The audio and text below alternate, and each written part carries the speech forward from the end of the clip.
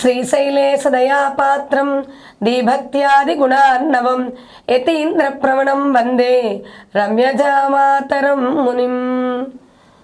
నీలాతుంగస్తనగిరితటీ సుప్తముద్బోధ్య కృష్ణం పారార్ధ్యం స్వం శృతిశతశిర సిద్ధమధ్యాపయంతీం స్వోచ్ఛిష్టాయాం సజనిగళితం యా బలాత్కృత్య భుంక్తే గోదా తస్యై నమ ఇదమిదం భూయ ఏవాస్తు భూయః.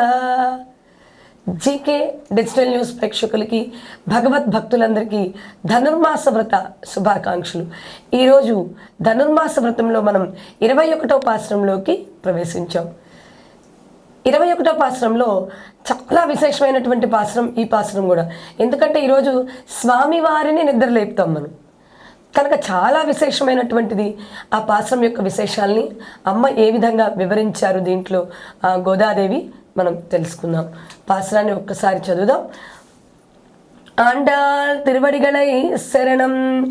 ஏத்தகங்கள் எதிர்பொங்கி மீதளிப்பா மாத்தாதே பால் சொரியும் வள்ளம் பெரும் பசுக்கள் ஆத்படுத்தான் மகனே அறிவுரையாய் உத்தமுடையாய் பெரியாய் உலகினில் தோத்தமாய் நின்ற சுடரே துயிலேசாய் மாத்தார் உன்னக்கு வலித்துலந்து உன் வாசரக்கண் ஆத்தாது வந்தும் உன் அணிவணி போலே போத்தியாம் வந்தோ புகழந்தேலோ ரெம்பாவாய்.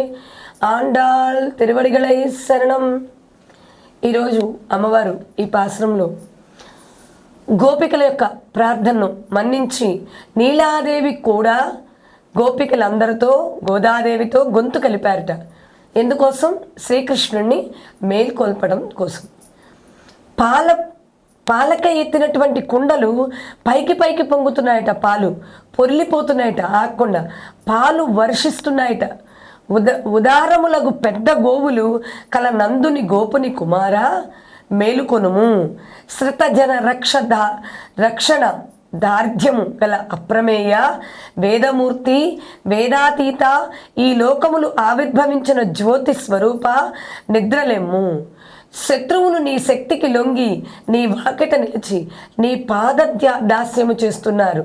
మేమును నిన్ను వీడి ఉండలేక నీ మంగళగానము చేయుటకు వచ్చాము కనుక లే స్వామి అని పాట పాడుతున్నారు. అమ్మవారు కూడా నీలాదేవి కూడా గోపికలందరితో కలిశారట. చక్కగా ఆవిడ కూడా కీర్తిస్తున్నారు స్వామిని. ఉదారంగా క్షీరమును అందించేటువంటి గోవులు నందగోపాలుని ఇంట చాలా ఉన్నాయట. ఆవులమయం. అందుకే ఆయన పేరే గోవిందుడు. గోవిందా అంటే ఒక్కసారి ఉల్లిక్కి పడతాట స్వామి.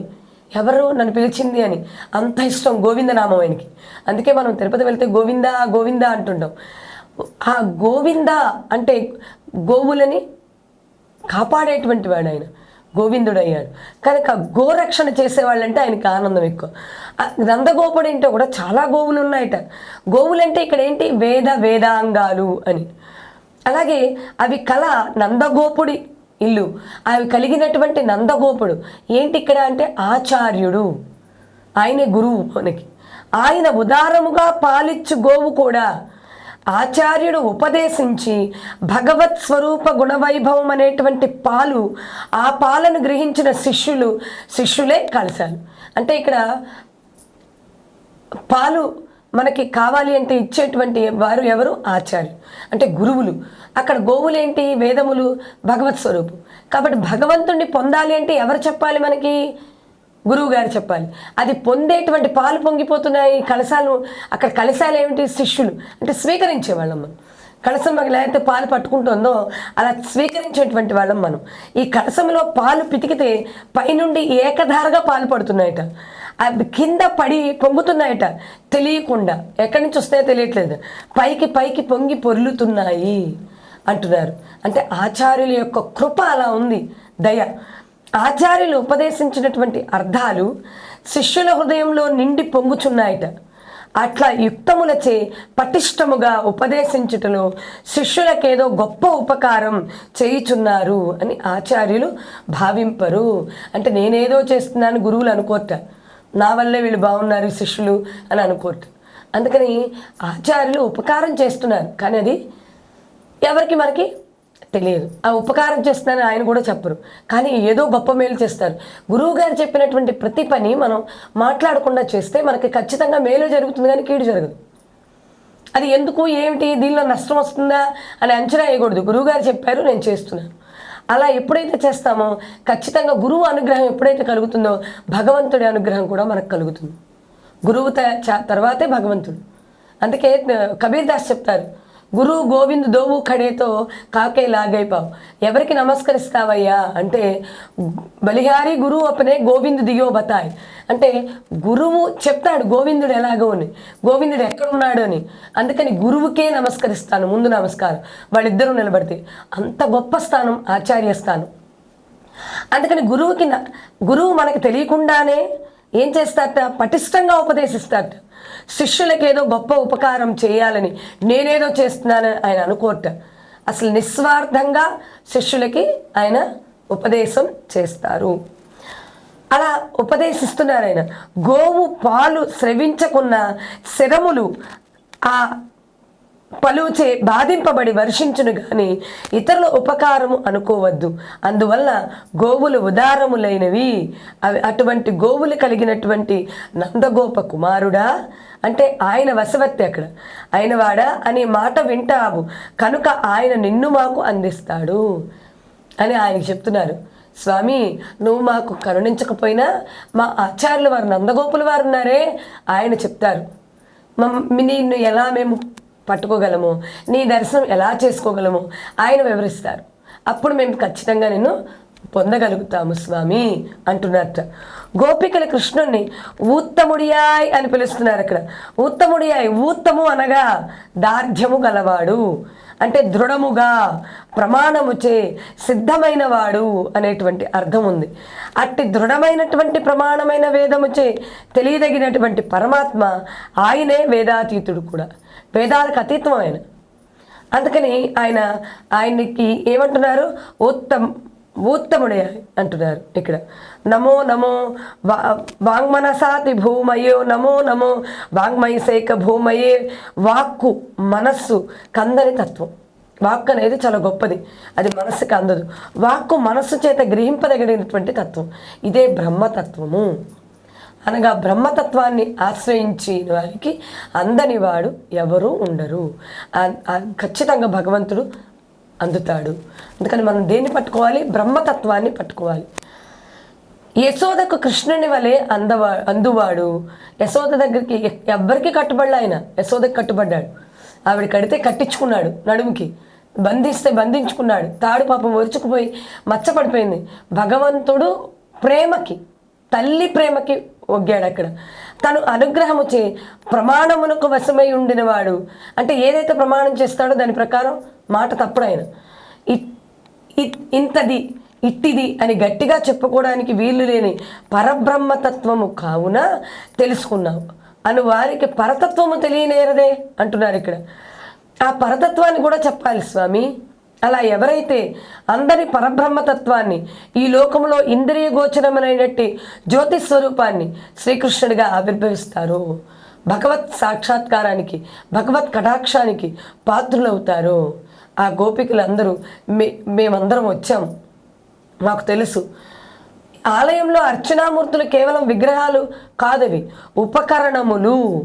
భక్తుల్ని ద్వేషించేవారు, అహంకార మమకారములు నిండినవారు, వైదిక ధర్మముల్ని పాటించిన వాళ్ళు భగవంతునికి దూరం అవుతారు. ఎవరు భగవంతునికి దూరం అవుతారో అమ్మవారు చక్కగా చెప్పారు ఇక్కడ. సర్వము నేనే, నాదే అని అహంకరించి ఎవరు ప్రవర్తించకూడదు. అలా ప్రవర్తించిన వాళ్ళు భగవంతుడికి దూరం అవుతారు. అంతా భగవంతుడి కోసమే, నేను చేసేదంతా భగవత్ సమర్పణం అని ఎవరైతే అనుకుంటారో అలాంటి వాళ్ళు భగవంతుడికి దగ్గరగా ఉంటారు. ఆనాడు కాకాసురుడు బ్రహ్మాస్త్ర ప్రయోగం ఓర్వలేక రాముడు, ఇక్కడ నిన్ను అంటే రాముణ్ణి శరణుజొచ్చాట. ఇది చాలా ఒక మంచి వినదగినటువంటి విషయం. ఏంటంటే కాకాసుడు అనేటువంటి రాక్షసుడు సీతాదేవి ఒడిలో నిద్రిస్తున్నటువంటి రాముడు పడుకుని ఉంటాడు, ఆవిడ సేవ చేస్తూ ఉంటారు స్వామికి. ఆ సమయంలో కాకాసురుడు అనేటువంటి రాక్షసుడు వచ్చి అమ్మవారిని పొడుస్తూ ఉంటాడు. ఆవిడ ఎక్కడ రాముడికి నిద్రాభంగం అవుతుందో అని చెప్పి మెదలకుండా ఊరుకుంటారు. అది పొడవడం, ఆ రక్తం స్రవించడం, ఆ రక్తం కారి ఏమైంది, స్వామి వారి మీద పడింది. ఎప్పుడైతే అలా చల్లగా వెచ్చగా తగిలిందో స్వామి లేచి చూశారు, రక్తం కారుతోంది. ఎక్కడ అని చూస్తే కాకాసురుడు అమ్మవారిని గాయపరుస్తున్నాడు, సీతాదేవి. అంతే, రాముడికి సీతాదేవిని ఏదైనా చేస్తే చాలా కోపం. వెంటనే ఏం చేశారు ఆయన, ఒక గడ్డి పరక తీసుకొని బ్రహ్మాస్త్రంగా మార్చి ఆ బ్రహ్మాస్త్రాన్ని కాకాసురుడి మీదకి వేశారు. పరుగులు, ఇంకా బ్రహ్మాస్త్రం వస్తే ఉంది అసలు భస్మమే అనమాట. ఆ బ్రహ్మాస్త్రాన్ని ఎప్పుడైతే అలా గడ్డి పరకను బ్రహ్మాస్త్రంగా ప్రయోగించారో రామచంద్రమూర్తి, ఆ కాకి పరిగెడుతోంది, వెనకాల బ్రహ్మాస్త్రం పరిగెడుతోంది, అందరినీ శరణు చూస్తున్నాడు, స్వామి రక్షించండి అంటున్నాడు, ఎవరు మా వల్ల కాదంటున్నారు. అప్పుడు చెప్పారు, శరణాగతి నువ్వు రాముణ్ణి వేడుకుంటే రాముడు మాత్రమే ఆ బ్రహ్మాస్త్రాన్ని, ఆయన శరణాగత వత్సలుడు, అందుకని రాముణ్ణి వేడుకోమన్నారు. కాకాసురుడు వెంటనే రాముడి దగ్గరికి వెళ్ళి, స్వామి నేను చేసింది తప్పే, నన్ను క్షమించమని అన్నాడు. ఎప్పుడైతే అలా అన్నాడో స్వామి, కాకాసురుడు మరి బ్రహ్మాస్త్రాన్ని ప్రయోగించిన తర్వాత మరలా తిరిగి ఉపసంహరించడం కష్టం. అందుకని కాకాసురుడికి ఏమవుతుందంటే కన్ను పోతుంది. ఇప్పటికీ కాకి ఒక కన్ను కనిపించదు. దానికి కారణం ఆ కన్ను ఏమవుతుందంటే ఈ బ్రహ్మాస్త్రం వల్ల ఇబ్బంది కలుగుతుంది అనమాట. అది అలా ఆ కన్ను కాస్త పోతుంది కాకి. ఆనాడు ఎలా అయితే చేశావో, ఆ అమ్మవారికి బ్రహ్మాస్త్రాన్ని ప్రయోగించావో అలాంటి గొప్ప గుణములు కలిగినటువంటి వాడు. నీ బాణములు శరీరాన్ని చీల్స్తాయి కానీ గుణమును ఆత్మని చీల్చు. శరీరాన్ని చీల్చేస్తాయి కానీ గుణములు ఏవైతే ఉంటాయో మంచి గుణములు కలిగిన వాళ్ళని ఏమీ చేయదు. ఎప్పుడైతే చెడ్డ గుణాలు ఉంటాయో అక్కడ అలాంటి శరీరాన్ని చీల్చేస్తుంది అని గోపికలు విన్నవిస్తున్నారట. రాముణ్ణి కూడా కీర్తిస్తూ అక్కడ పాటలు పాడుతున్నారు. ఆత్మ పరమాత్మకు పరతంత్రమైన స్వప్రయత్నము, స్వరక్షణము అది మాని ఉండవలెను. కానీ గోపికలు శ్రీకృష్ణుడి దగ్గరికి వచ్చారు, ఇది వారి స్వరూపమునకు తగునా అని సీతమ్మ శ్రీరాముణ్ణి రక్షించినట్లుగా సీతమ్మ శ్రీరాముడే రక్షించునని తన స్వీయ రక్షణలో ప్రయత్నం మానింది.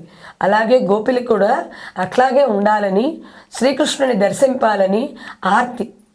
త్వరగా వారిని నందగోప భవనమునకు చేర్చినవి. బాగా ఆర్తి చెందారు. అందుకే నందగోప భవనానికి వాళ్ళు వచ్చారట. ఆనాడు సీతమ్మని ఎలా అయితే రాముల వారు రక్షించారో ఈనాడు మమ్మల్ని కూడా అలా రక్షించు తండ్రి అని చెప్తున్నారట. గోవులు పాలు స్రవించుతూనే ఉండును. కుండను పొదుగు కింద పెడితే చాలట, పాలు వచ్చేస్తాయట. కుండ పెట్టుటయే తడువు, పాలు నిండిపోతాయి. అంటే ఆయన వాత్సల్యం, ఆయన ప్రేమ అలా ఉంటుంది, స్వామి యొక్క ప్రేమ అని చెప్పడానికి అమ్మవారు ఈ ఉదాహరణని ఎంచుకున్నారు. అందుకే గోపికలు యాం బందోం అంటున్నారు, అంటే మేము వచ్చాము అని అంటున్నారు. వాళ్ళు దేవతలు శత్రువులు తమ స్వార్థమునకై నిన్ను పొగుడుతారేమో, మేము మాత్రం నీ కళ్యాణ గుణగుణములకై వచ్చాం, నీకు శుభం జరగాలని మేము వచ్చాం. కనుక నీ విభూతి వైభవము మంగళము పాడుట తప్ప మాకు ఏమీ లేదు, మాకు ఎలాంటి ప్రయోజనము లేదు. అందుకే భగవంతుడి దగ్గరికి వెళ్తే మనం అడగకూడదు, ఇది కావాలండి అది కావాలండి అని అడగకూడదు. స్వామికి నమస్కరిస్తే మనకేం కావాలో ఆయనకు తెలుసు, అదే ఆయన ప్రసాదిస్తారు. అందుకని మేము అలా కోరుకుంటున్నాం, నీకు మంగళం జరగాలనే కోరుకుంటున్నాం, అంతకుమించి మాకు వేరే ఆశ ఏమీ లేదు తండ్రి, మాకేమీ కోరికలు లేవు స్వామి అంటున్నారు. ఎవరికైనా భగవంతుడు శరణము అని గట్టిగా విశ్వాసం కలిగి ఉంటే జీవితంలో ఏం లభిస్తుందిట? శాంతి, దానంతటా అదే వస్తుంది. ఆ శాంతి లోపలే పరమాత్మ శరణు అనేటువంటి విశ్వాసము, పరమాత్మే నాకు శరణం అనేటువంటి విశ్వాసం, ఇదంతా కలిగి ఉంటారు. కనుక స్వామిని దర్శిద్దాం, విశ్వమంతటా వారిని దర్శిద్దాం అని అంటున్నట్టు. ఇవి కలిగినటువంటి మానవుడు ఎవరైతే ఉంటాడో శాంతి అని గోపికలు చెప్తున్నారు. ఎవరైతే భగవంతుణ్ణి శరణాగతుడు, నువ్వే శరణు తండ్రి అని అనుకుంటాడో అతనికి శాంతి కలుగుతుంది. అంతే కదా, మనం చేస్తున్నామంటే మనకు బాధ, నేను చేయలేదు అంటే బాధ, ఫలితం ఎలా తేడా వచ్చింది అనుకోండి, అప్పుడు నేను చేయలేదని చెప్తాడు, పక్కన వాడు చేశాడని చెప్తాడు. అలా కాదు, ఫలితం ఏదొచ్చినప్పటికీ మనకి లేదు, మనకు సంబంధం లేదు, భగవంతుడు ఈ ఫలితాన్ని ఇచ్చాడు అనుభవిద్దాం అనుకున్నాడు అనుకో, వాడికి శాంతి కలుగుతుంది. అక్కడ అమ్మవారు చెప్పేదని. అందుకని శరణు వేడిన వాడికి శాంతి, భగవంతుణ్ణి శరణు వేడిన వాడికి శాంతి కలుగుతుంది అని అమ్మవారు చక్కగా ఈ భాషణంలో వివరించి చెప్పారు. ఇన్ని మంచి విషయాల్ని అందించినటువంటి అమ్మకి నమస్కరిస్తూ రేపటి భాషణంలో మనం మరిన్ని విశేషాల్ని తెలుసుకుందాం. ఇన్ని మంచి విశేషాలను అందించినటువంటి అమ్మకి నమస్కరిస్తూ ఆండాళ్ తిరువడిగలై శరణం.